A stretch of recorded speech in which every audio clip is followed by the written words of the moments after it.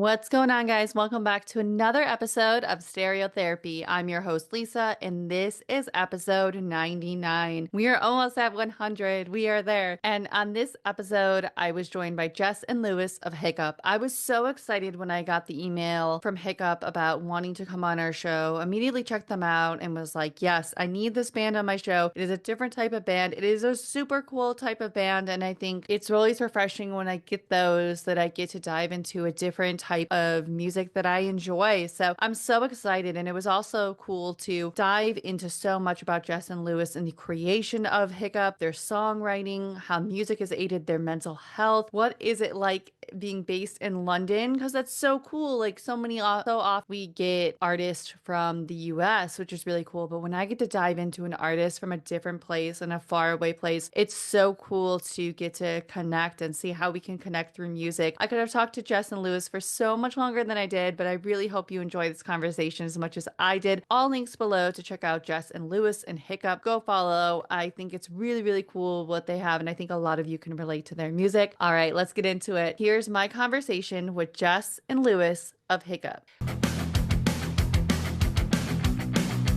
But one of the first questions we always start off with everyone, because it's so interesting, and I would love to hear from both of you, Jess and Lewis, of what are your first memories of falling in love with music, whether it was a time, a place, a record, or just something that was like, hey, like there's more to this than I just like this song.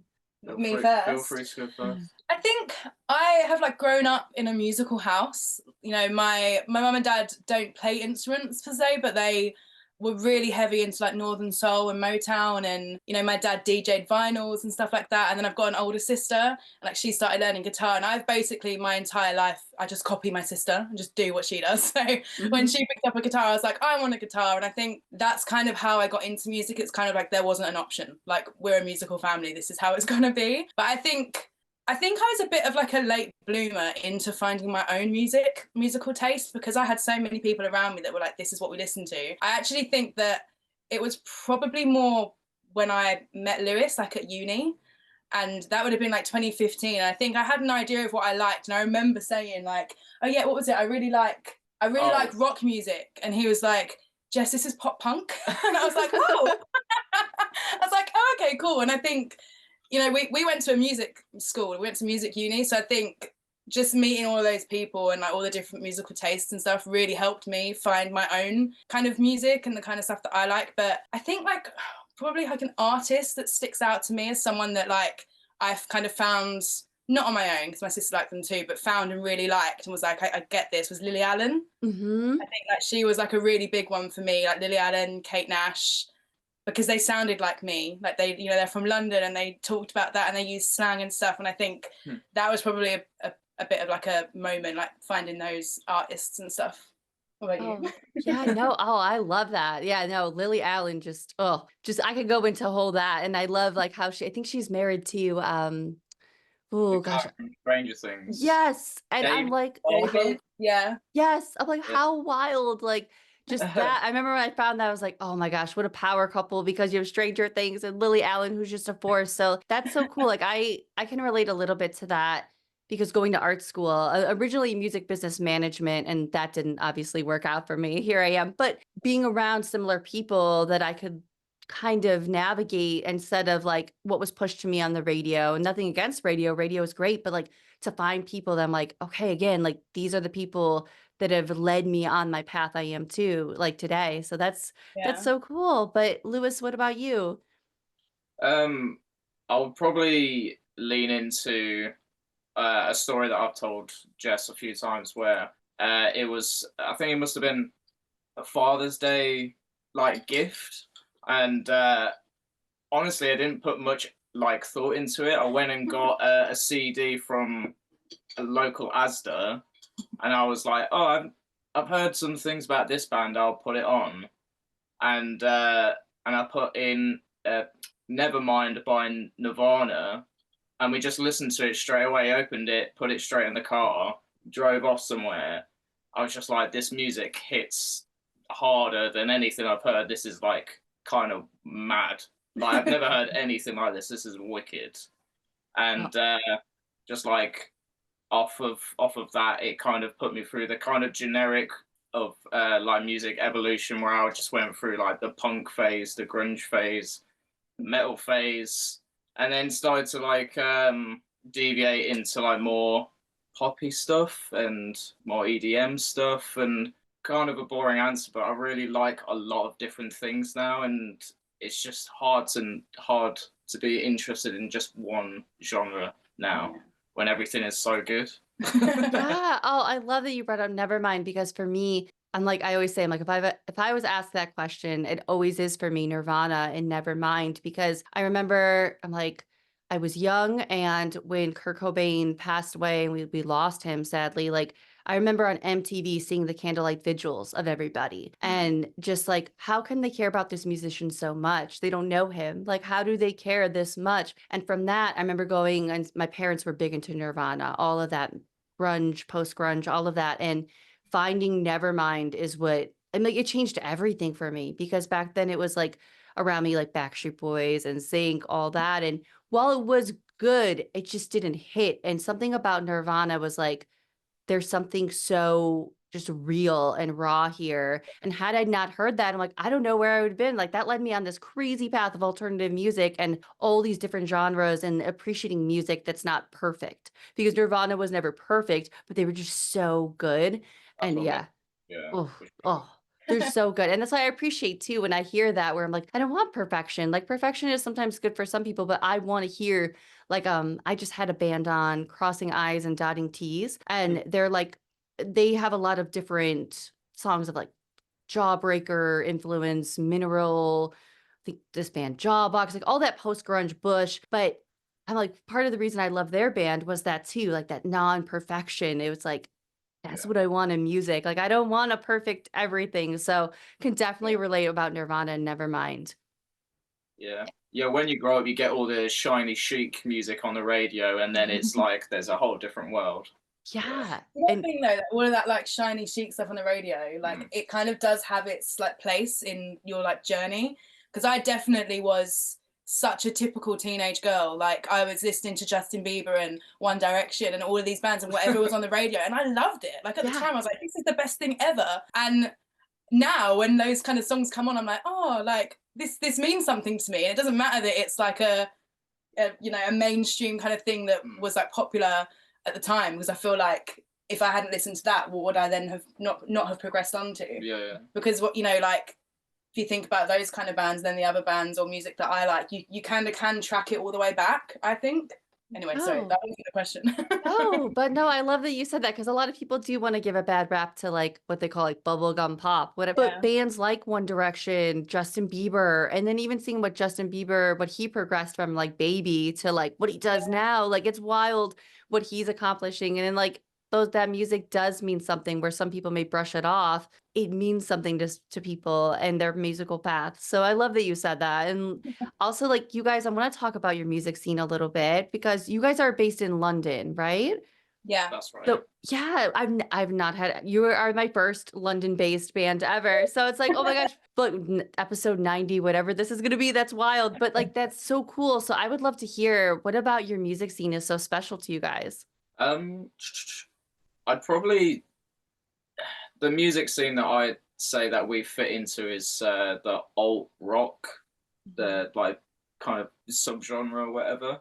I think it's not afraid to like branch out into different things. It's like the generic phrase is a melting pot of different things, but it really is, and pushing boundaries and stuff. And I really like fitting into that as well, just because I kind of want to title it a little bit like ADHD music, because we just get bored too easily, and we're just like, let's just throw stuff at the wall and see if it works. And that's, I'm just like, it's cool to be different like in this scene, I think. Yeah, and like describing the music as like a melting pot of different things, like that's exactly the same description for the people that are like in this kind of scene. Like nobody's, although we are all the same, because we're all alternative kids and we're all kind of outcasts and a bit weird, and we don't really fit like into a box. Like everybody's different still.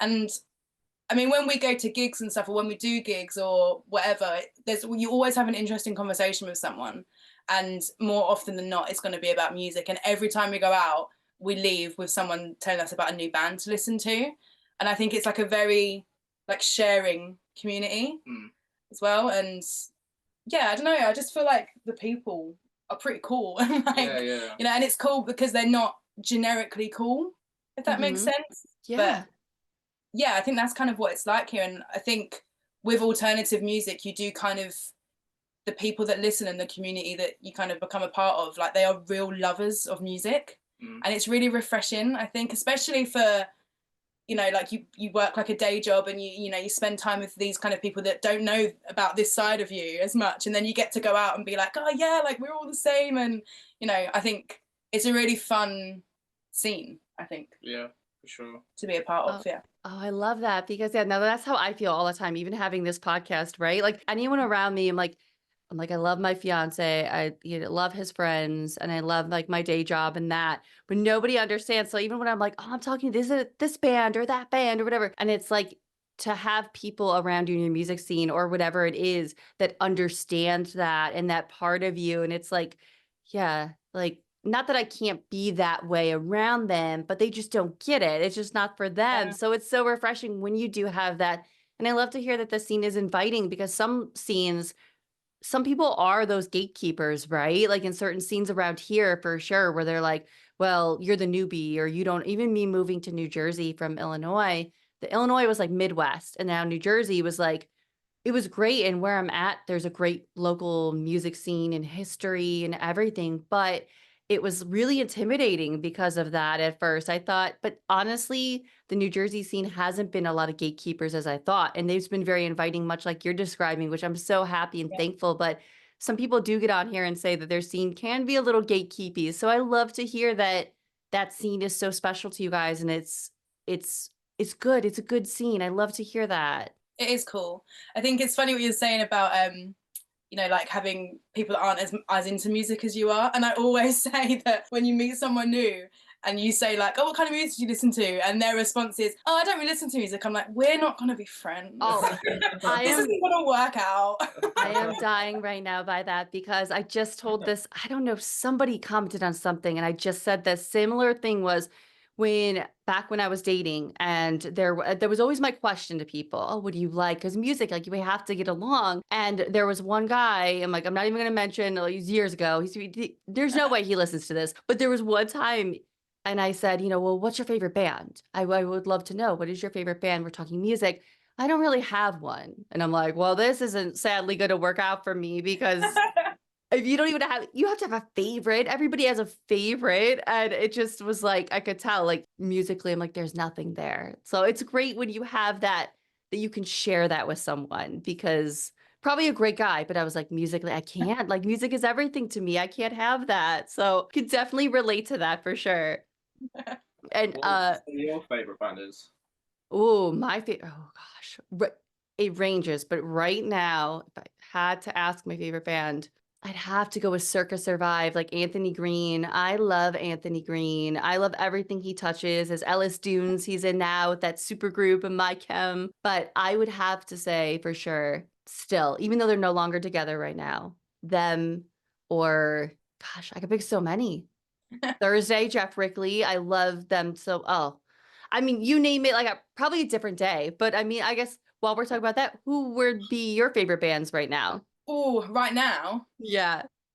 I feel like that's always good when it's like right now. It's like, okay, I don't have to think of like I know. I'm like, oh gosh, I'm going to think of it after we're done recording. I'll be like, I should have said this one. Yeah. I mean, there's a few bands that we're listening to at the moment that we're really into. I think like there's a band called South Arcade, Dead Pony. Who else? Really like Paris and Yonica. Oh yeah. Mhm. Yeah, like Paris and Yonica, they're great. Yeah. Obviously, Bring Me the Horizon. Yeah, yeah. That's like one of your favorite bands. I'll wear that badge. Like Bring Me the Horizon is my favorite band. Yeah, for sure. Oh. Enter Shikari as well. Like I think yeah, like you showed me Enter Shikari. Yeah. Yes. Good. Yeah. Oh, those are such great choices too. I love that. Yeah. Enter Shikari. It's wild how they've changed over time with their music. Because I remember like back in the day and listening to them and seeing them in like small venues and now what they are, it's like, wow, like that's so cool what a band does. He was Bring Me the Horizon, what they just released, right? Like what they Yeah. started out and what they are now. And I just, yeah, Ollie Sykes is like hands down bucket list to ever get to talk to, just ever about Oh my music. God, I bet. Yeah, That would be such a cool, such a Oh, cool chat to. oh my gosh. Like, One day. somehow they make the next thing they do is their best album, and then they do the next thing and it's better than that. I just don't know how. Yeah. And it's just like pushing the envelope, isn't it? Like what's expected. It's funny as well with Bring Love Me that. because I knew of them because I like had friends at college that liked them, but I was never really like mad into them. And then we literally talked about this last night. So the Ammo album was really my first Bring Me album. Yeah. So I missed all of the kind of before that. Yeah, we listened to it all last night. Yeah, we listened to the whole Yeah. album again It's last night because I was nostalgic. like, God, this came out in 2018 or 19. Yeah. And I was like, and that's the kind of the first time, like, I remember you like playing it in the kitchen and me being like, oh, this is cool. Who is it? And then being like, oh, I've heard of that band. Yeah. And it's so weird because to me, that's when I started listening to it. And I didn't know about any of the before albums. Mhm. And even from Ammo, they've checked, like, every album is so different, even like from there. So yeah, they're a very cool band. Yeah, I saw them, it was a year or two ago. I saw them on that Fall Out Boy tour they did. And I was like, listen, I love Fall Out Boy, like being from Illinois. I love them and respect them. But I think Bring Me the Horizon like stole the show. I almost wanted them to have an extra song or two. I was like, let me see like more of that because just what they were and what they are. And because Bring Me support him, right? mm-hmm. I can't imagine listening to Bring Me and then following it up with anything, to be honest. Exactly. I almost was like, again, to me, I'm like, that should have been the headliner. But like anyone back home is probably listening to that and like, how could you say that? But it's just their presence is just, oh my gosh, I could talk Bring Me the Horizon to Ollie Sykes and all that all day. But talking about your music, I love that I was reading that you guys kind of describe your music as being that friend that understands what you're going through. And one, I loved that because that's what I think music is, right? It's a friend. We all have that record we go to. And obviously one song that struck for me was Life Update. I was like, if there was ever a Lisa anthem for this year, it would be Life Update. I want to know, was that really therapeutic for you to get that song out? Yeah, big time. I think Actually writing it. Yeah, we kind of like to tell like the story of Life Update. There's another story, but we were in bands and stuff all through uni, and then we just had like a massive writer's block, and like it was probably 2 or 3 years. We just completely were like, we don't do music anymore. That's not our thing. Like I literally trained in something else because I was like, I need a backup plan for like a job kind of thing. Mhm. So like it was really like, that's it, it's done. And then obviously lockdown happened.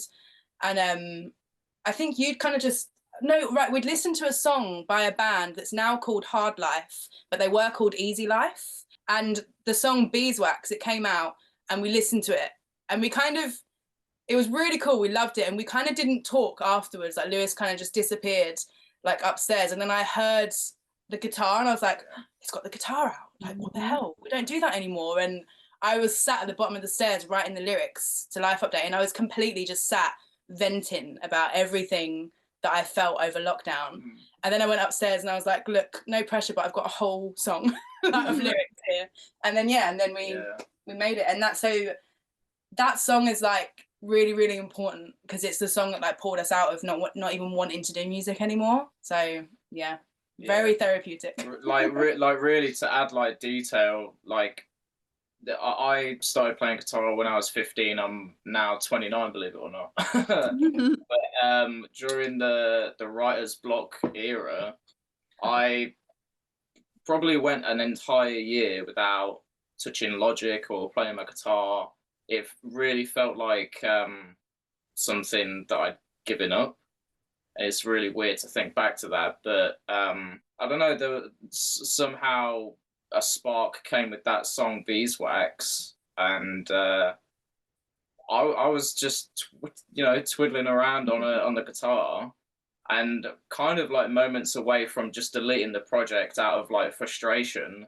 But Jess was shouted from the stairs like she just mentioned and said, "That's really cool," and I replied, "Is it?" All right, let's go with it. And then she came upstairs and she had like an entire like story and everything, and it kind of everything just blew up from there, and it all came like flooding back. The passion for music, it was crazy, really. It was like, and I kind of think I really love that it opens with life update. It's not going to plan, because I feel like that was literally exactly how it felt. Like we were like, we're not doing music, we're in a lockdown, like blah blah blah blah blah. Like this wasn't the plan. Like what the hell? And yeah, that's a really important song. I'm really glad that we wrote that song, and that was our first release as this. Yeah, you know, it was also important that that was the first one. Yeah, we were sitting on 4 songs. Yeah, because I would say it kind of stands out as being quite different to our other songs, and we actually talked about kind of making a rockier version of it to play live, because sometimes it doesn't sit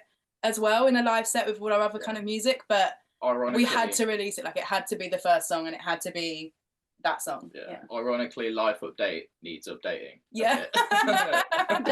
Oh, like especially that lyric, like my greatest magic trick is telling everyone I'm fine. I'm like, that is, if I could have that again, like that was me during that time. And it's interesting even bringing up lockdown, because I remember even me, like there was a period, believe it or not, loving music. I didn't listen to music. I wanted nothing to do with it. I thought about starting a podcast, even doing anything with music, all in the back burner during that time. It was just a weird time. And it's like looking back even on that, like, gosh, what was that, 2020? And so now 4 years, basically 5 years, I mean, the new year is right here. It's like wild to think about that time. And like, I bet so many musicians probably felt similar to you, where they were just like, either they were creating so much, or they probably were like, what am I doing? Like, what am I doing? Because the state of everything, right? There was no touring. There was no any, like, musicians were kind of left all over the place and just creatively. And then like your life that you're going through, and even talking about mental health. I mean, that's mental health right there, going through lockdown, that people don't really think about sometimes, like what we all went through in a different way. So I love the song so much. I'm like, this is just so good. It was even on repeat today. Like I was just getting ready and I'm like, this is so good. And another one like I love is Brain Dump. I'm like, there's so many. I'm like, what do I talk about on here that is going to push people to you? Because like Brain Dump, again, it's so catchy. It's so great. I would love to know, were there any inspirations while writing and creating that? Because that is just such a cool and just so catchy song. I mean, inspiration-wise, there's a huge list, just simply because we were driving to Italy, and it was really long. So we had like a catalogue of music to listen to, and we ran out. So I just started checking out random bands that I might have heard of.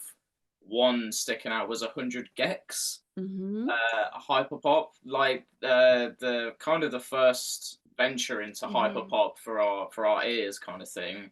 And we just instantly just like was like, this is so cool. Yeah, it was just like they just I think what's so great about it is they don't care, and that's why it works. Like everything's pushed to 11, and we were just like, well, let's take a leaf out of this book. And like when we were writing it, do you want to take it from there? I mean, I think Lewis kind of was writing the music, and it was a weird time because we had, I think, 2 or 3 days left of the trip before we had to come home, and I didn't want to come home. Like I love traveling, I love like being away and all that stuff, and I was like, God, everything I'm writing is like so sad, and I'm just writing about like not wanting to go home, and kind of thought about it a bit and was like, I'm just going to kind of vent, and that I don't really know where I pulled that first opening part from, that whole like I'm a liar, that whole bit. I think I maybe was just went from a place of sadness to like a place of kind of anger, and then like frustration and not knowing what to write about, and then kind of was like, I'm just going to write what I think everyone thinks of me. And that's kind of how that came out. But yeah, I mean, I think Brain Dump might be my favourite of the ones we've written. I think because it was just so fun. Like when it started flowing, it was like, this is going to be a good song. And I think we always, when we're writing songs, for me, I feel like I know when it's going to be like a good song because I can see the music video. And I'm like, oh, and then this will happen, and it's kind of that point where I'm like, I can see the music video, Lewis, like we're onto something here. But yeah, that happened with Brain Dump. And then the video happened, and I was like, this is what I could see. Yeah. Sorry, like brain dump's just like really important to us, just simply because on that trip it wasn't going well. Like the writing, we were there to write, and it wasn't going well. It was kind of our first songwriting trip, and in the last like 2 days we managed to do that, and we were just like instantly in love with it, and I managed to like get a decent enough demo for us to listen on the like many hours on the way back home, and I just found ourselves just listening to it over and over again and not being bored by it. When we like, and it was just like the first time that's kind of happened where we're like, we've done something that we just like just really love, and it's weirdly not getting boring. And that's just great. It was really funny. Like we were driving back, like from Italy back to like France to get the train back over. And like whenever we kind of like crossed the country border, Lewis was like, France hasn't heard it yet. Let's put it back on. Oh, I love that. And like, I love hearing that always, like people that make music, because like, I don't have a musical bone in my body. I wish I did. I've been there, done that, but it's like, I love to hear that, like, even thinking about, okay, when you're hearing that, what the music video is going to look like, how is this going to come together, and then putting it out there, creating it and having it. I think that's so cool to hear about it from like a listener perspective, because I don't know what that's like to create that, but I think there's so many songs I'll listen to and I'm like, oh, this is so cool. I hope they thought that was cool too. Like when they were creating it and like they saw something special in it, because I think that's so cool. And I love to hear that, because I've always wondered that, what people think as they're creating a song. Like with Brain Dump as well, I feel like Life Update we're going to get a little bit vulnerable in terms of the story, but I think with Life Update it didn't feel as vulnerable because I really felt like everybody was in the same boat, and I don't think that the story in Life Update is unique to me. I feel like that a lot of people were like, oh yeah, like I'm still wearing my pajamas at 5 o'clock and I haven't washed for a couple of days. Like everyone was the same. But I think with Brain Dump, like for me, in terms of like lyrics and stuff, I really feel like that was probably the most vulnerable I've been ever with writing a song, and was very like, this is like, I feel like the music kind of maybe makes it less obvious, but I feel like Brain Dump's quite dark. Like in terms, like if you really like read the lyrics and the story, like it's pretty kind of miserable, really. But I think that was like a new thing for me, and I think that I needed to write Brain Dump to be able to write, you know, other songs that we've kind of got coming out and stuff. So I think for me, in terms of writing the stories and stuff, that was a proper turning point for like, oh, okay, there's this whole other place that we can go, and actually it's safe too, because look how people have responded to this, you know? Yeah. Oh, I can agree. And I love songs like that, like if you really dive into the lyrics, like maybe it sounds really happy, and it's done in a way, but then when you really dive into the lyrics, it's like, whoa, like there's stuff going on here. Like it's not just a simple poppy song to it. And I loved that. And of course we got to talk about Bed by 10 too, because of like, there's just so many of your songs that like, these are all so relatable. And Bed by 10 for me, I'm like, I am 38 years old. I am literally, if there's anything like even this podcast, right? If there's a West Coaster and they want to hop on, I'm like, listen, like if it's past 9 o'clock, there's no way this is happening. I don't know how. Like I love your band, but like we got to meet in the middle because I cannot make it. I love that song so much. And the video for that is another great video. How was that creating that song and like that video to go along with it? That video was the biggest pain in the ass I've ever had in my life. I was like, I've got an idea. And then I was like, this was a bad idea, because it took me literally.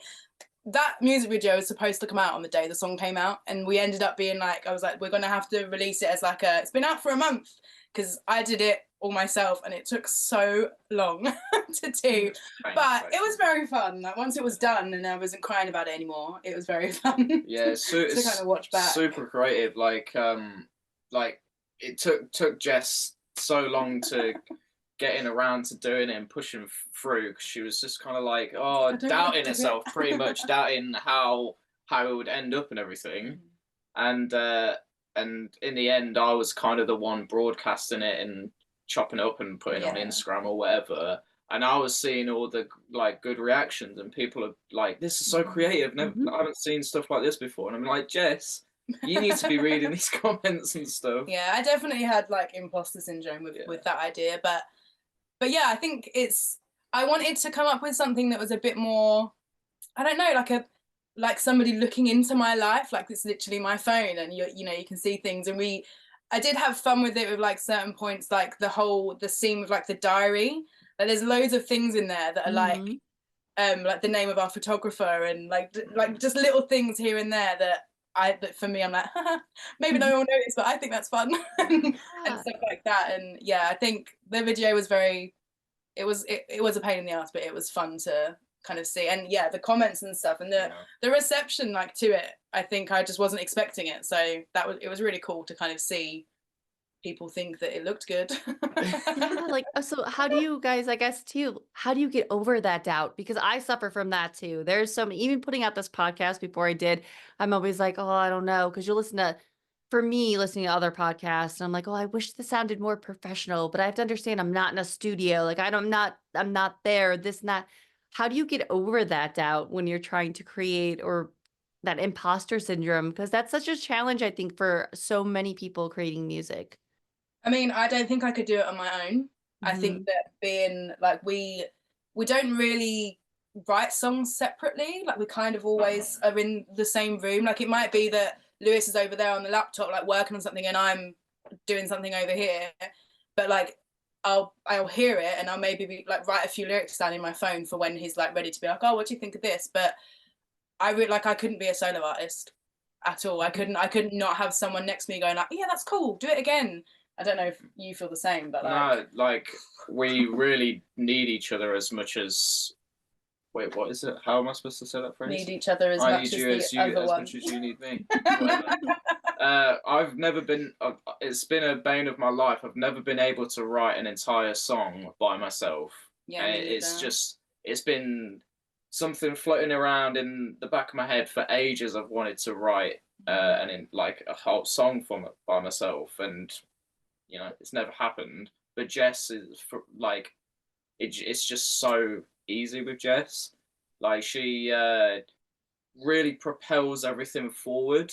I might have like an intro, a verse, maybe a vibe or whatever, but she'll jump on that verse, and because of what she's added, it takes it to the next step, to the next chorus, to the next verse, and like that's just kind of how we roll, really, isn't it? Yeah. Like, I mean, I think it's also like we've been in bands before, and we've done other stuff before that kind of was very fun at the time, but it's sort of like throwaway now, I would say. Yeah. But like it's definitely a skill to like it's something that for me, I had to learn to not be precious over stuff as well, because there are so many songs in my phone that like lyrics and stuff written in my notes that just don't work, with work. And every now and again I try and throw it in like a new session. I'm like, nope, that still doesn't work. I have to come back to that at a later date. But that was something I had to learn how to do, because that didn't like come like I think that just isn't the kind of thing that comes naturally to me. Like I'm like, no, this is perfect, let's do it. Like I'm really like confident with this idea. So I think learning to kind of let go and be like not moldable, but what's the word, like being able to kind of change your mind and stuff, a bit more lenient. Yeah, just like, and patience as well, I think. And patience is a really big thing, like especially when we write something that we love, knowing that that's not going to be released for 6 months is like the worst feeling. Like it's absolutely sucks. But yeah, I think with doubt in general, I think being like letting yourself not be a perfectionist and like giving yourself breaks. And we sort of have things in place now as well that we didn't have at the beginning. Like I think after a certain amount of time, I'm like, sometimes I'll be like, Lewis, close the project, open a new one, like let's try something else. Or I'll throw the lyrics away that I've been working on and try something else. And you kind of do the same, like. Yeah, like I'm glad you brought that up, because perfectionism, they say it's the killer of creativity, and it is 100% is. It took us quite a few songs to really kind of get that vibe, and really just look at it as a draft. You're putting the structure together. Why do you need to build it up so like 110%? You can come back and change it and make it better, for the better of the whole song, for the better of the vibe. the lyrics, the context, just everything. Just kind of build the whole thing as a skeleton and then come back with color later. That's the absolute biggest lesson for real. The biggest lesson we've learned with writing music. I think another massive thing for us that has just kind of built from experience is that if we love it, then it's good. I don't care what anyone else says. Like, it's good to obviously get feedback and stuff from people, but if we love it, who cares? Like, if you don't like it, then okay, that's not for you. But it's also not punk rock. Punk rock, yeah. I just think that it's like, and I think when you go and see artists and when you listen to artists' music, I think that you can hear that like they love this song. Like, there's nothing worse than going and seeing a band and you're like, they clearly hate performing this song. Like, they hate it.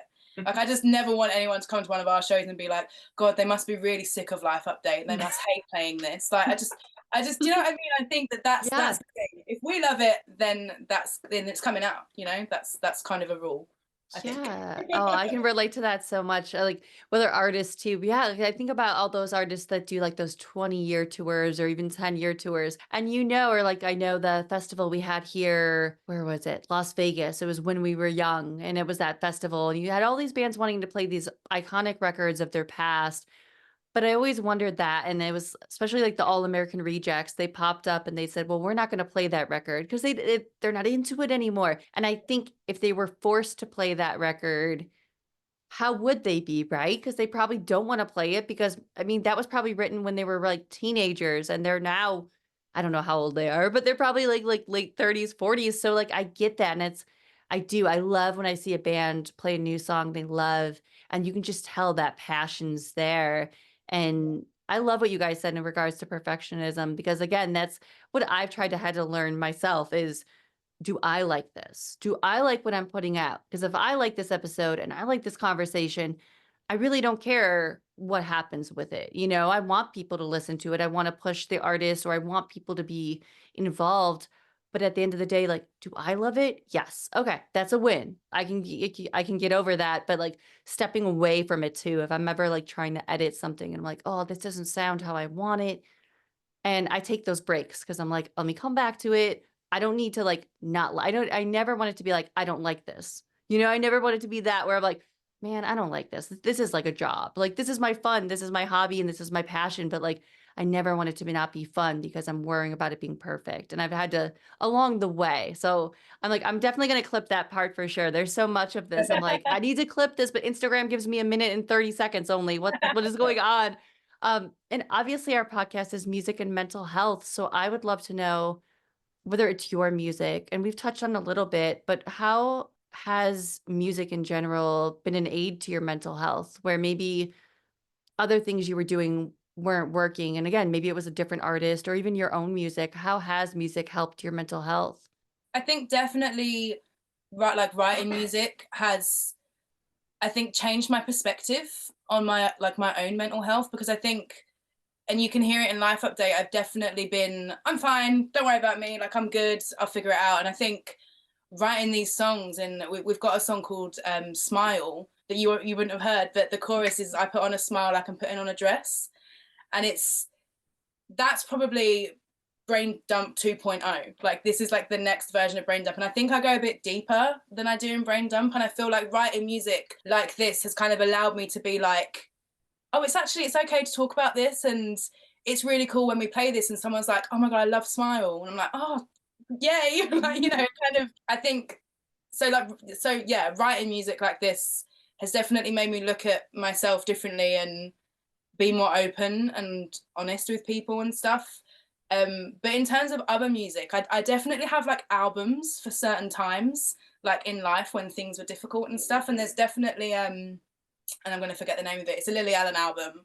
Oh, hang on. I need to find out. One of the later Yeah, ones, it's one of her like newer ones, but there's, it's got The Apple Doesn't Fall Far from the Tree on it. Hang on.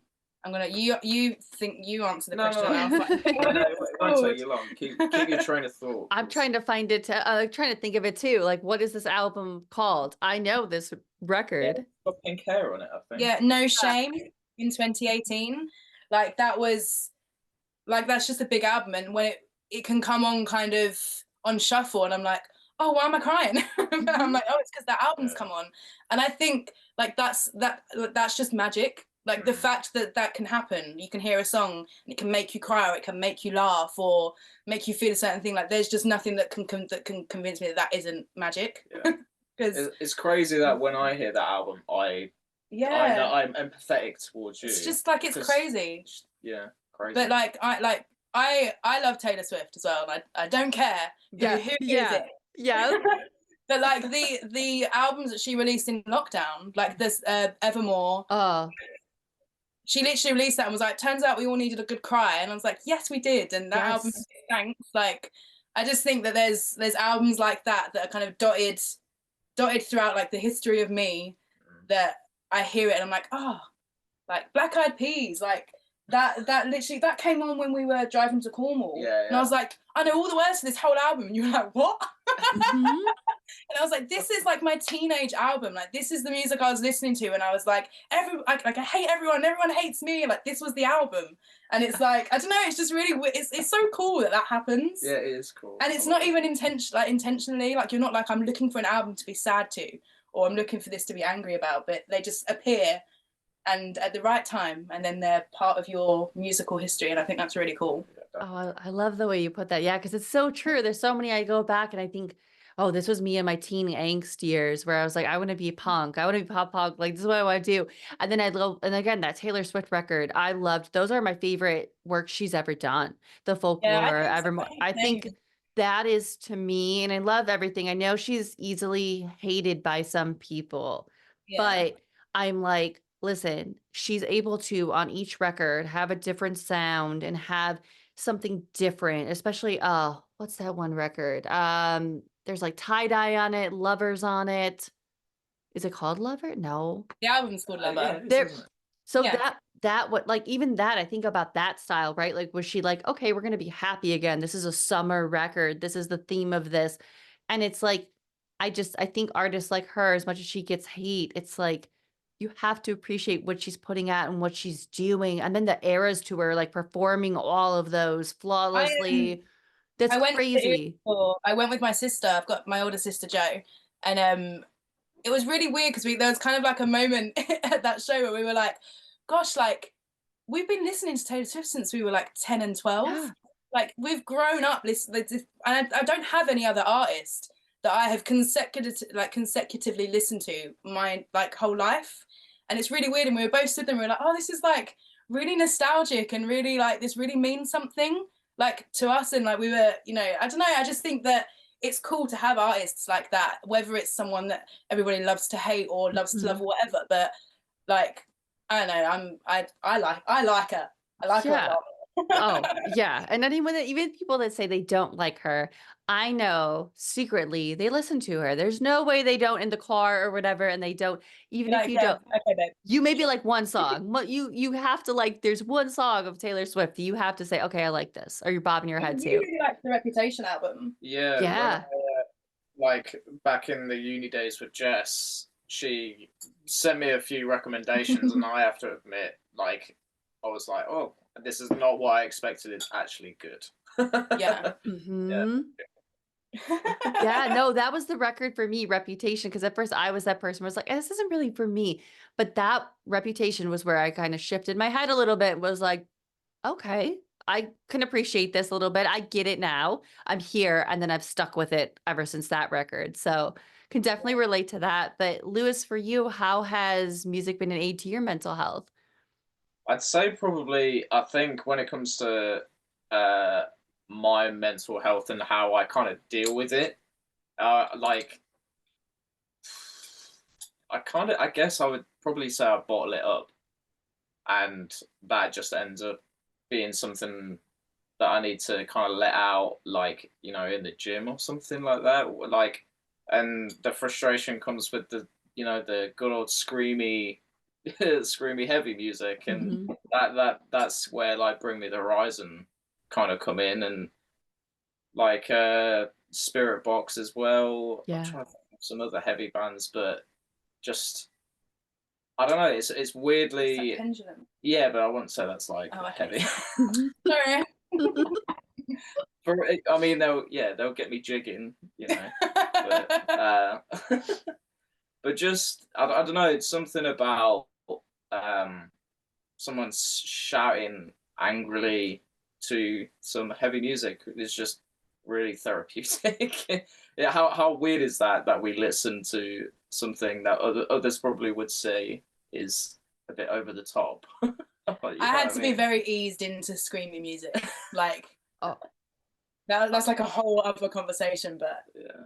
but I agree with that about the heavy music. Like for me, I don't know what it is. I think there was some study somewhere that heavy music can bring calm to a lot of people. And I'm with you in that, Lewis, because like whether it is Spirit Box, Knocked Loose, I just am trying to think of all of them. I know I've listened to them, but for me, there's something about it that like that's what or Under Oath is a big one too. Whatever I can put on and like I feel at ease sometimes with those artists that are yelling these things and it's aggressive and I don't know what it is, whether it is in the gym or it's just, hey, I'm in the car and I'm feeling away after my day job and I'm just like, okay, I put on that loud music.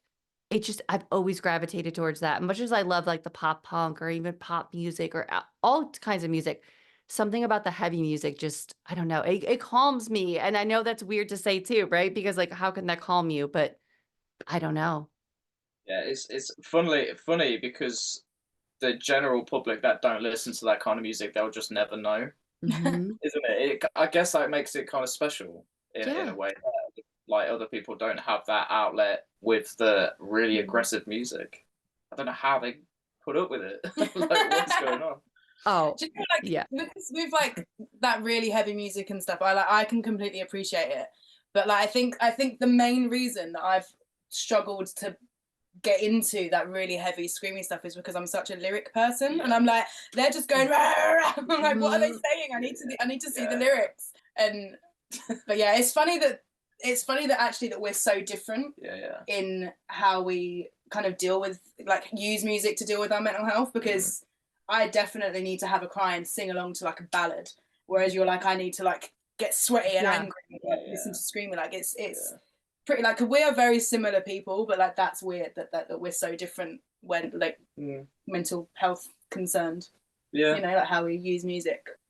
But yeah. Oh, no, I love that. I love that you're different. I love that there's both sides of that. And that's going to be too for anyone that listens, that there are two sides to it, right? Because that is the one thing I will say about some heavy music. I'll have to dive in. And there have been multiple times that maybe I've thought what they were saying. And then I look at the lyrics and I'm like, Yeah. yeah, I'm really wrong, but I still like it. I still love it. But man, And I you hope nobody got me on don't camera. shout those wrong lyrics because they're better than better than We the literally original. do this all the time. I'm like, oh, I thought they were saying this. Mine's better. Oh, I had the thing about Blink-182 where for so long, what was it? Like, was it What's My Age Again? Where it's like, I walk alone. I always thought it was I walk alone to get the feeling right, but it's actually I work alone. And I'm like, how? I always thought it was I walk alone, isn't it? I walk. No, that's Green Day. Oh. No, no, but similar, right? Probably someone, but I always got it confused. And somebody posted a meme, and Like your version. I messed that up for years. I was singing this like totally wrong. I'm like, whatever, who cares? I walk alone instead of I work alone, whatever. But yeah, now that Green Day song stuff popped in my head when you said that, Yeah. Jess. I'm like, oh my gosh. Don't put that on Instagram. That's embarrassing. So, like, I'll edit that now. But obviously in mental health awareness too, in us talking about mental health, what would you like to see more in terms of mental health awareness, whether it's like more conversations, more access to therapy? What do you think would be good to see in the terms of mental health? It's a really difficult question. It's broad.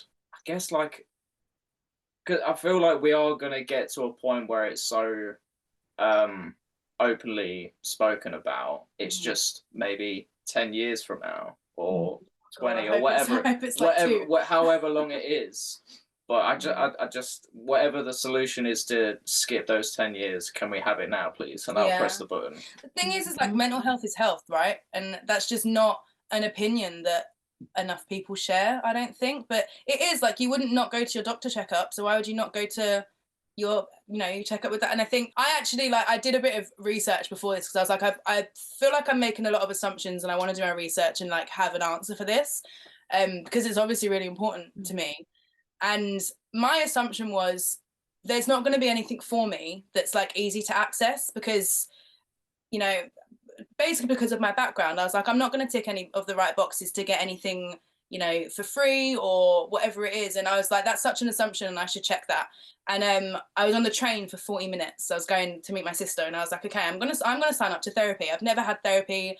I've wanted therapy really for the last couple of years. I've been like, I think it would be a good idea to just have someone to check in with. There's a lot going on in my life. And I do feel very stressed and I feel this way and that way. And I was like, now would be a good time, I think, for me to start having that. So I initially looked at BetterHelp. Mm-hmm. Is it BetterHelp or Better Health? BetterHelp. Better BetterHelp. help. Yeah. Because I see it absolutely everywhere. Like Yeah. anytime I go on social media, it's in between like every third story. It's on every like reel. It's just in front of me all the time. And I did the really long like form, filled in all the questions, and then it got to the end and it told me, like it's £60 a week. That's like 240. Is that right? Yeah. It's like 240 a month, and like that's quite a lot of money. Like that's really like, and I feel like it's difficult because at that point you have to decide if you're worth it. Like A, if you can afford it, and then B, if you can afford it, is it worth spending that money on that? And for me, I was like, no, like I don't feel like I'm important enough to pay for that. So I then looked at like our healthcare system here is NHS, and I went on the NHS website and I had to go through a few pages, and I ended up finding a free like therapy through our healthcare system here, and I was like, it shouldn't have been that difficult for me to find that. Like that was too difficult. Like why isn't that in front of me everywhere like BetterHelp has been? Like I've literally got like my first therapy session in 2 weeks, and it literally, I did all of that in 40 minutes on the train. But you have to have the get up and go to find that and look for it and fill in the form and everything. And I feel like if this free service had been in front of me everywhere, I probably would have done it a lot sooner. So I think the long way around, the answer to your question is that for me, I want services and help to just people need to put more money into marketing, and they need to get it in front of people, especially these free services that are available. And I think if that happened, I feel like that would attract more people, more young people. And I feel like if more young people are doing that, their older relatives are seeing it happen and seeing the payoff of it. Because I feel like there's this whole thing about it needs to be seen and we need to know about it. And then I also think people that are older than us need to be educated on it because they didn't have this. Like we were talking about this the other day, like we didn't have any of this in school when we were at school. Yeah, no. Obviously now it's part of the curriculum. It's, we talk about mental health, but I think like we had lessons in contraception and that was it. Like that was the only kind of thing in that realm that we were ever taught about. And I think that's crazy to me that we aren't teaching, that they weren't teaching us as children like about mental health and stuff like that. And it obviously is now happening, but there's a whole bunch of people that haven't learned about it. And unless they have to do maybe safeguarding in their job, how are they going to learn about it? And then you have all of these people that are like, oh, you're fine, what have you got to complain about? And it's like, well, how do we teach them about it? And I feel like the answer is the younger people in their family need to teach them, or their friends or whatever. So yeah, I completely agree. Probably one of the biggest issues is the age. Well, no, not the stigma. I suppose it is the stigma, but the age gap and the old-fashioned kind of outlook and thought process when it comes to mental health. It's still sticking around, and once it's gone, it's just, I don't know, it'd just be so much easier. And you're so right. Like I can look at my cousins and my younger cousins and nieces or whatever, and just see the impact already. Yeah. And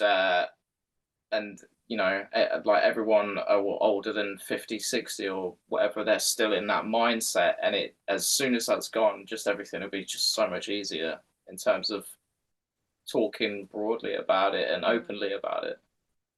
Yeah, it's such an interesting thing too, because there are so many hoops. Like BetterHelp, like you said, I've seen that so many times where I'm someone that's now trying to get back into therapy because again, affordability. I couldn't afford it for so long again, so I did give it up. And again, I had to say that And it wasn't necessarily a good thing because therapy was really good for me, but I was like, I can't really afford 200 and something a week right now. Like, what am I going to do? And I'm looking to go back into it.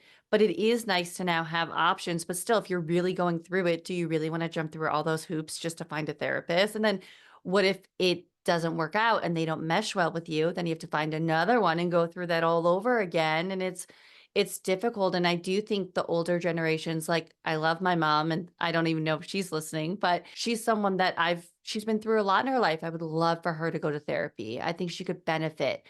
But her being in that older age group, they just, well, I've dealt with it for this like 60 years. So what does it matter to me, right now? And it's like, no, you could probably do so, and again, not forcing you, but you could probably do so well if you had some therapy, just to a non-biased person looking at the way your brain works, right? And helping you through that.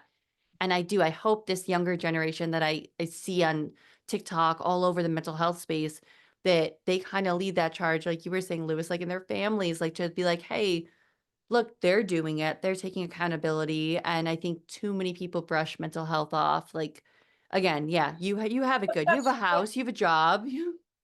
Yeah. And it's got such negative connotations to it as well. Like it's like, oh, you've got bad mental health, like, oh, and I just think that's why people like I feel so I've got a friend, I've got a friend who is a voice note in Bed by 10 at the beginning. And I've talked to her a lot about like therapy and things like that. And I think it's probably the first person that I've kind of had in my life where it's such a like a blasé thing that we just talk about, like, and it's just it's so normal, it's such a normal thing for us to talk about. And like I love her for that, for like introducing me to that kind of Such a modern perspective.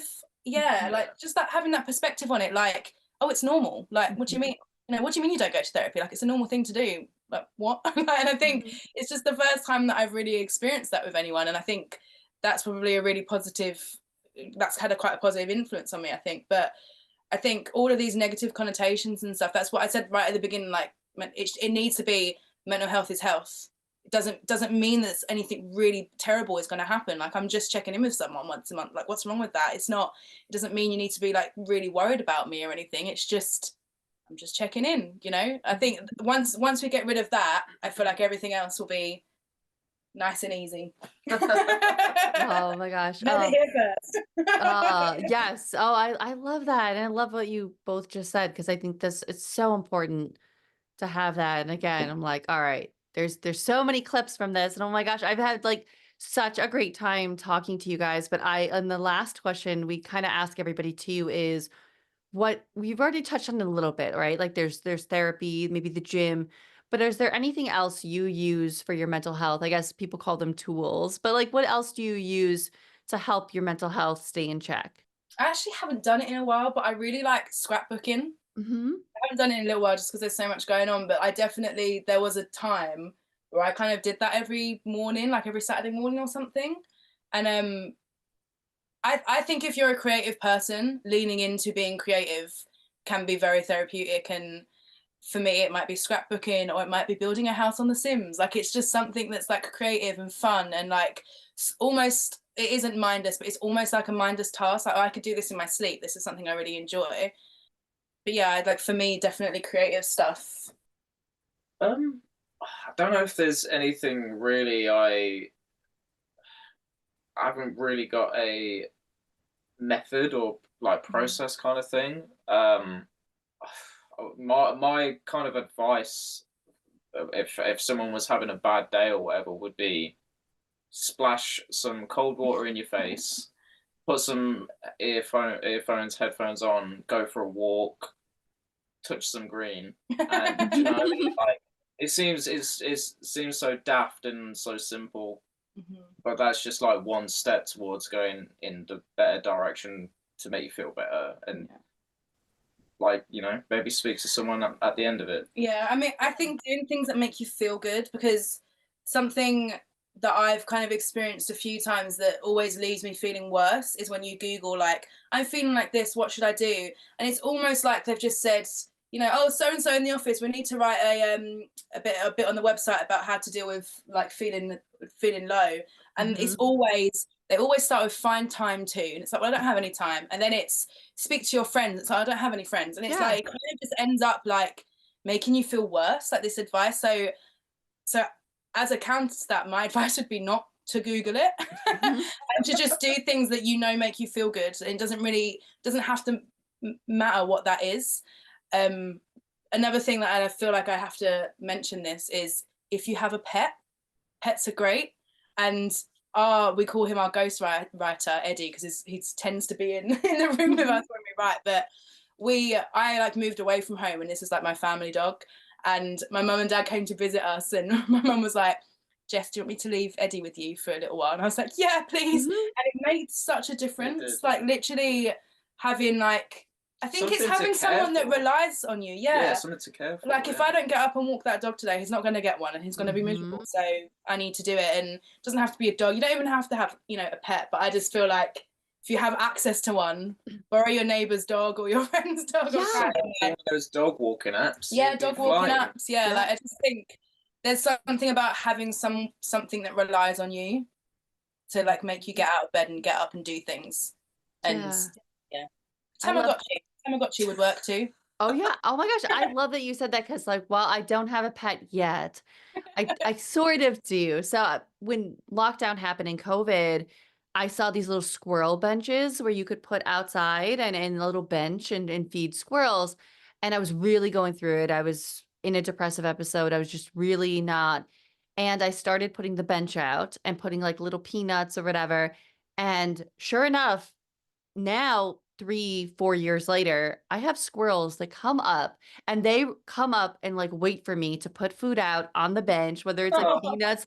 And it is the cutest. And again, having that to rely on me, because I would always say, well, if I just stay in bed all day and I want to bed rot because I'm going through it, these squirrels are going to be outside with their little like paws, how they are. They wait for me, and like they see me pull up, they see me walk in, and I'm just like, again, having that, as silly as it sounds, feeding the squirrels, that them relying on me, and I know that they're outside waiting for me. It's like having that to rely on a pet is so important. And so many people have said that, and I'm like, 100%.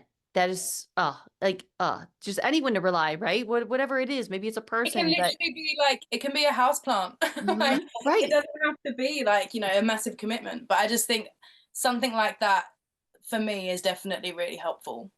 And I think, God bless Eddie. He's a good dog. And obviously too, I know I'm going to put all the links. I want everybody to find your band. I want everybody to check you out. But if they want to listen to where they can find you, where are the best places to find you guys and your music? So on social media, we are at _Hiccup Music. And from there are links to our music on there. If you can find us on one social platform, you can find our music. On Spotify, we're obviously just Hiccup. But I think we're on all streaming platforms and everything. But yeah, I'd say via TikTok or Instagram. We're on Facebook as well. We've got like a hyperlink, and it'll take you to everything. So that's the best way really to find our music. Awesome. Well, again, this has been so great. Like I knew too, I was like, oh, I need this vibe today. It's a Saturday afternoon. There's a lot going on over here. And again, I really love your music. I love your sound. And I'm like, if I could just push couple more people, hopefully more than a couple, right? But like push some people your way, because I love what you guys are doing. I love your sound, and I haven't had that sound on here yet. So I appreciate you guys, wanting to come on and reaching out and taking time for me and coming on here. We really appreciate it. Like it's, like I said earlier, like it's so nice to talk music with someone, and like we talk to each other all the time. So it's nice to have someone else to talk to about it. And honestly, like this was really good fun, and I'm really glad that we did it, and hopefully we can do it again as well. That would be good to do it. Actually, on a deeper level, I was having a bad day, and it cheered me up, so thank you. And all right, guys, that was my conversation with Jess and Lewis. Again, I enjoyed talking to Jess and Lewis so much. I think we had so much in common, and it furthers the conversation of how music can connect us, because I was able to have a chat with them while they were in London. I'm here in New Jersey, and it was just super, super cool to get to do that and have that ability to connect over that of music and mental health. And I can't thank Jess and Lewis enough for wanting to do this conversation, and I'm so happy this one is out. Again, please go follow them, check them out. All links below in the description. And if you are liking what you're hearing on our show, be sure to give us a follow and subscribe to the show. All you have to do is do that and leave a positive rating and review. It helps boost our show, it helps get our show out there and to people that would want to hear something like this. And so that is the easiest way you can support our little show. We appreciate everyone that's already done that, but we have one more mini episode up. I had a conversation with Gibby of Unsigned Pop Punk. It went a lot longer. There were a lot of cool hot takes, so I'm posting those. Maybe you're wrapping gifts, maybe you're shopping, maybe you're going a little crazy with the holidays. And I think you could all use like a little laugh and just a fun episode. So I'm going to toss that up there before Christmas. But if you, for whatever reason, don't listen to that one, I hope everyone has a great holiday and we will see you after the holidays. Go listen to good music and we will see you guys next time. All right. Bye, guys.